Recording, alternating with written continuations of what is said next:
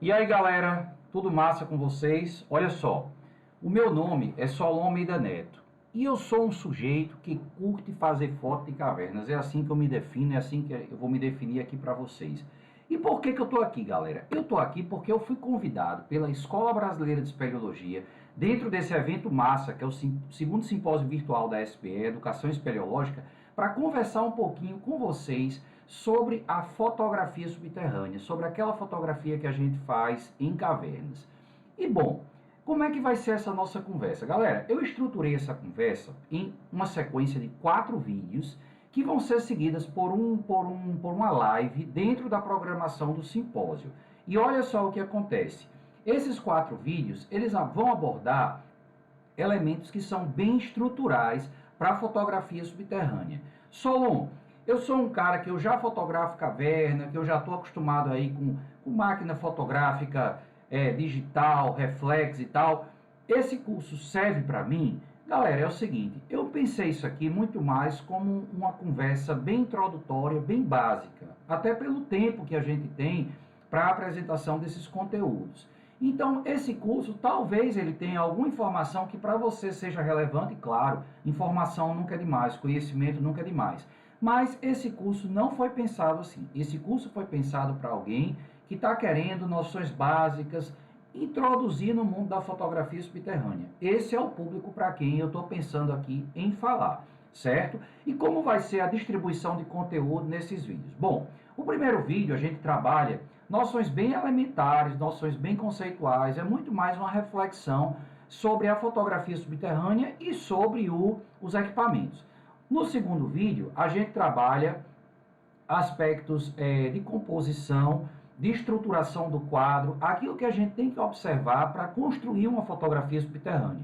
No terceiro vídeo, a gente discute muito sobre iluminação e no quarto vídeo a gente procurou dar uma pegada mais prática, em que a gente vai fazer uma abordagem de casos, né, de situações em que como se construiu, como se fez, como se pensou essa fotografia que vai ser discutida, que vai ser apresentada lá no quarto vídeo. Então, esse daí é a estrutura geral das aulas assíncronas e no momento síncrono, na live, a gente vai bater um papo, aí vai ser uma coisa bem formal e vocês vão ver que eu tenho esse estilo. Eu não sou um acadêmico, eu sou um cara que comecei a fazer fotografia subterrânea dentro de uma pegada técnico-esportiva, dentro de uma pegada de espeleologia esportiva, e é assim que eu me considero e é assim que eu levo a vida, certo?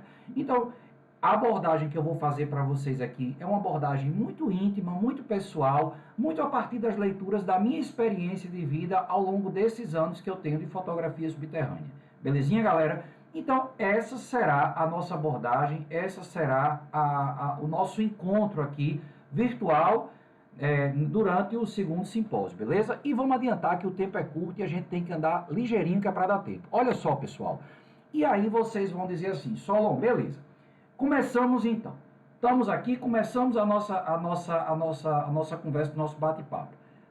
Vamos problematizar, que problematizar é excelente. Qual o tamanho do problema? Pessoal, eu podia ficar aqui falando para vocês sobre o tamanho do problema, o que acontece com o problema, mas eu vou fazer uma coisa mais legal ainda. Eu vou mostrar para vocês o problema para que vocês entendam o problema.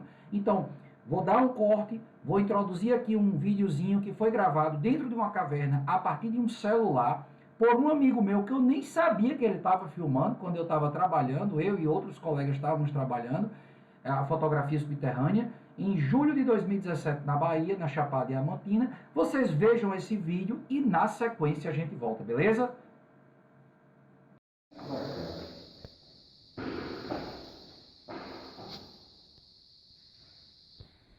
Peraí, aqui dá uma foto, mas deixa eu dar aqui uma raciocinada, porque senão vai sair.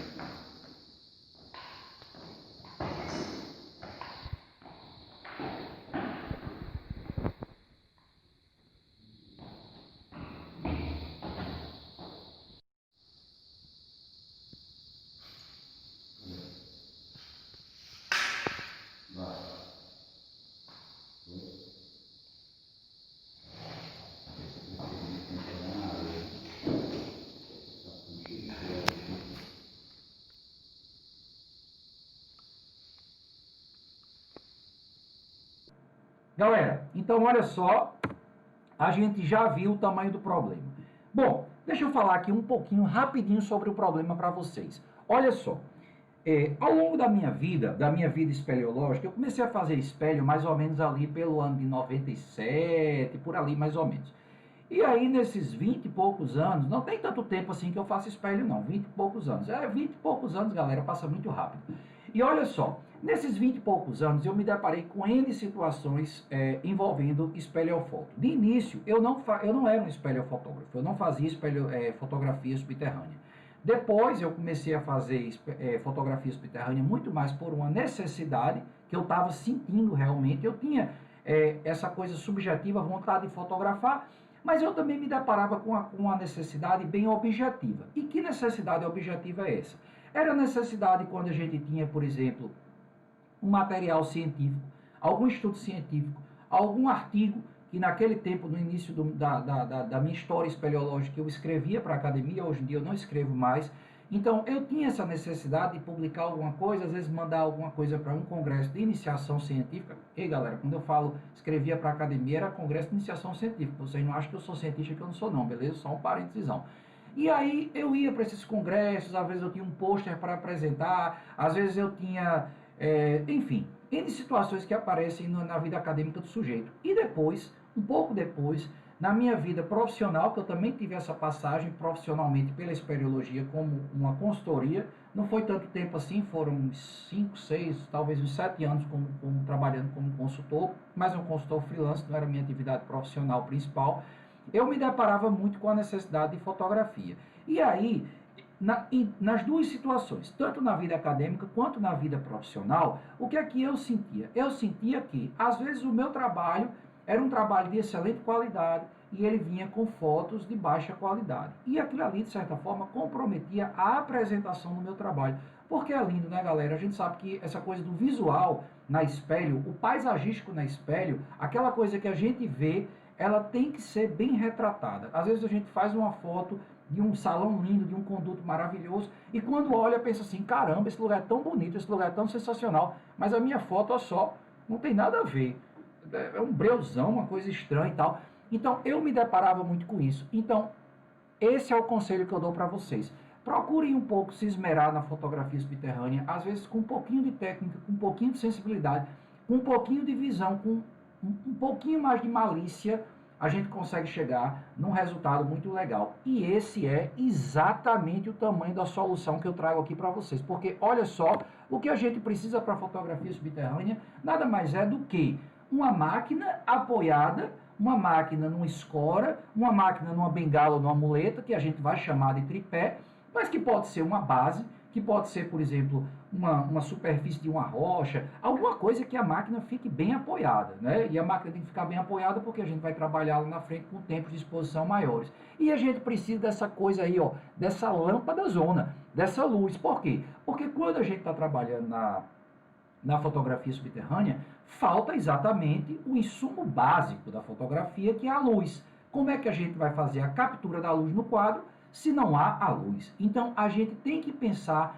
necessariamente nesses dois fundamentos. Olha só, primeiro fundamento, equipamento fixo, bem apoiado, numa bengalinha, num tripé, e principalmente o que, galera? A luz, porque a luz é onde a mágica, 50% da mágica acontece. Os outros 50% é na técnica que a gente vai discutir aqui ao longo desse curso. E aí, quando isso daqui se junta, quando isso aqui se combina, quando dá essa liga, vocês estão lembrando daquele vídeo que a gente passou trabalhando na caverna? A gente chega exatamente nisso aqui, ó, no tamanho dessa solução. E que solução é essa, Solon? Essa solução é a solução que não existe. Porque isso aqui, galera, isso aqui é a mais pura mentira. Mentira. E aí vocês vão dizer assim, Solon, pô, mas você chegou aqui para contar uma safadeza, uma mentira pra gente, você mostrou pra gente, a gente trabalhando na caverna, e na sequência você traz esse fotão e tá dizendo aí na cara dura que isso aí é mentira. Pô, que safadeza. Não, galera, o que eu quero dizer para vocês com mentira é porque é o seguinte, a fotografia, ela é um elemento artístico. Ela é técnica, mas ela também é arte.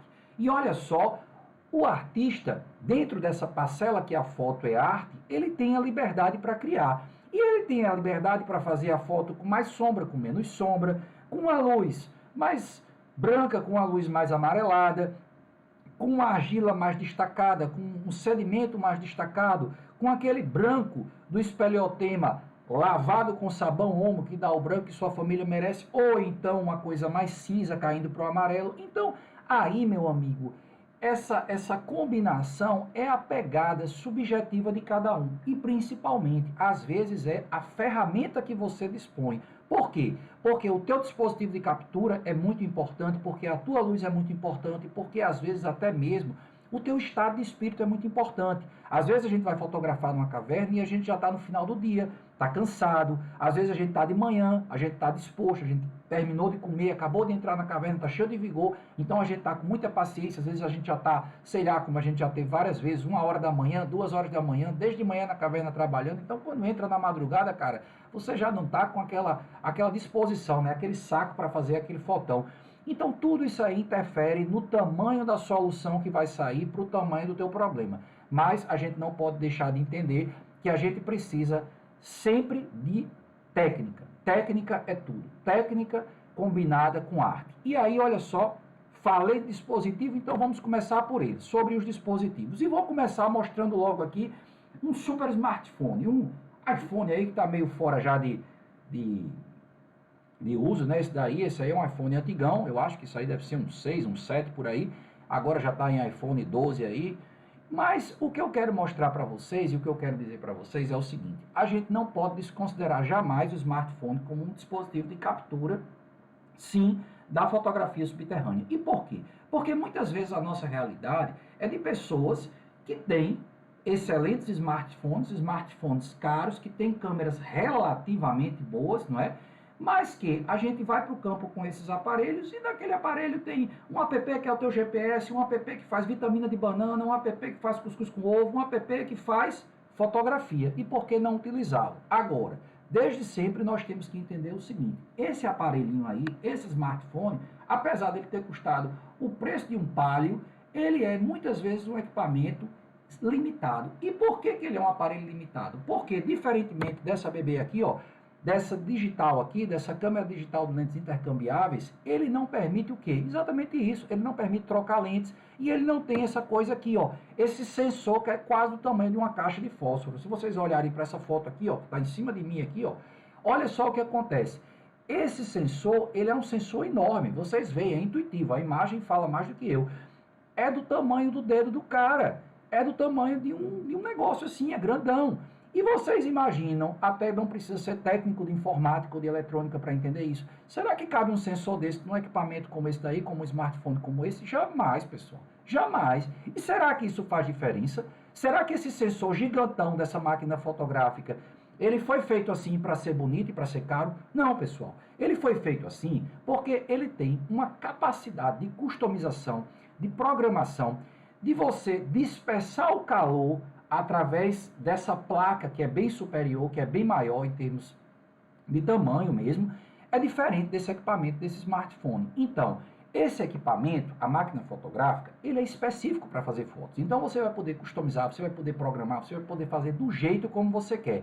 Diferentemente do teu celular, que aquele californiano lá que projetou lá, que o Steve Jobs lá, que aquele cara lá que pensou isso aí, fez uma coisa pensando o quê? Pensando no japonês mediano, no norte-americano mediano, no europeu mediano, jamais no brasileiro mediano, né? Porque brasileiro, ninguém está preocupado com brasileiro. Mas, enfim, ele fez pensando em algum usuário mediano. E nós, pessoal, nós espeleofotógrafos, nós podemos ser tudo, menos usuários de um equipamento mediano. Porque até essa máquina fotográfica aí, ela não foi pensada para gente. Quando você vai ler o manual dessa máquina, você faz, meu Deus, não bote em ambiente úmido, não bote em ambiente quente, não bote em ambiente que dê cipuada, não bote, não dê pancada. Aí você diz, meu Deus, isso aqui eu vou lascar na caverna. Mas é exatamente isso.